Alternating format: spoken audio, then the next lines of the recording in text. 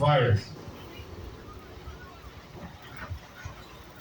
So back to what I said, the world became a village. One of the products, our biggest product, what we produce in the lab is vaccinium, is blueberry plants. Blueberries, we don't know them well here in Ghana because they don't grow in our climate. But if you go to ShopRite, you can find them there. And if you think about the journey these little blueberries are making all over the world. The varieties are developed by breeders in the US, mainly in the US, in California. Then they bring their plant material to Eribov in the Netherlands to start tissue culture propagation of those new genetics. Then those tissue culture plants, they come to Ghana to produce in our lab, and we produce up to 15 million blueberry plants in our lab. And we are shipping them back to different places, East Africa, Morocco, Spain, and there they are grown into small young plants, which are being planted later in the nurseries of the commercial blueberry farmers in different countries all over the world. And then finally the blueberries are picked and brought to the market, shipped all over the world, and yes, you can find them in ShopRite. So that is the story of a vaccinium plant. And it happens to be that vaccinium is also susceptible and a host plant for this disease, Shigella. So the European Union has declared a law that there is a lot of regulation looking to sources of Shigella going around in Europe, but also coming into Europe. So that brings me, I think, to the mandate of the NPPOs, such as the PPRSD, the National Plant Protection Organizations in countries. I think one of their mandates is to protect the health of plants in their countries.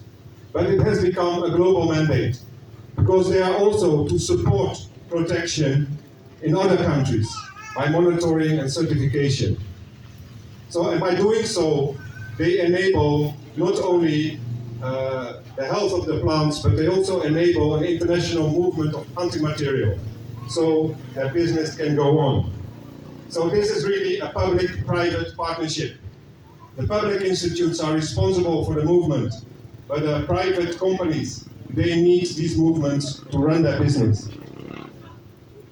So, as I said, the European Union has declared a law to regulate movement of plant material within Europe, but also from outside to inside Europe, specifically for monitoring Shigella. And this had a great impact on us, because actually Europe said no plant which is a host plant for Shigella can enter Europe any longer, unless, and then they wrote a long list of regulations what you have to do.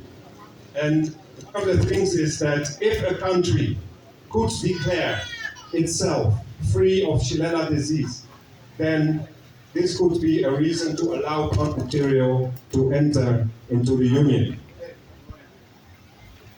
So actually that's what happened in 2019, when the government of Ghana, by a voice of PPRSD, declared Ghana free of Shigella. So we could move on with our business. But then the disease didn't stop in Europe, and it continued to kill a lot of trees. So they came with a lot of extra requirements. And one of them, that a country who's declaring itself free of Shigella should do a survey to prove the pest-free status of the country. So that's also what had to be done for Ghana. So then there was a lot of meeting between us and the PPRSD to see how can we do that. Because to do this kind of survey is not easy in a big country like Ghana, with also so many crops which are also on the list of host plants, like coffee, like citrus, like hibiscus, like avocado, like acacia. So they are plants which are used for cultivation of crop, but there are also plants which grow in the wild in Ghana. So after long deliberations, we decided there's also an option to declare an area or a region in a country free of Shigella. So that's the approach we choose. And in December 2022, together in joint effort between PPRSD and Eribov, the survey was conducted. And we collected 2,000 samples in the Volta region, in every district of all those 5 crops we mentioned. So I think some of the team who went around are even here today, and they will remember this long, long journey to pick all those leaf samples and put them together. So then finally we sent it to the Netherlands, and in our analytic lab in the Netherlands, we used our technology, PCR technology, to detect sample by sample by sample if there is Shigella or not. And the good news came, all the samples were negative. So based on this result, again, government of Ghana, by the voice of PPRSD, could declare the Volta region of Ghana free from Shigella. And that was a very good result. And I think this case, this story, is a very good example of public and private partnership to, on one hand, secure phytosanitary safety, and on the other hand, enable a business environment for companies to do their business. And as today, when you go to ShopRite, you still can buy Vaccinium to enjoy them. Thank you very much for your attention.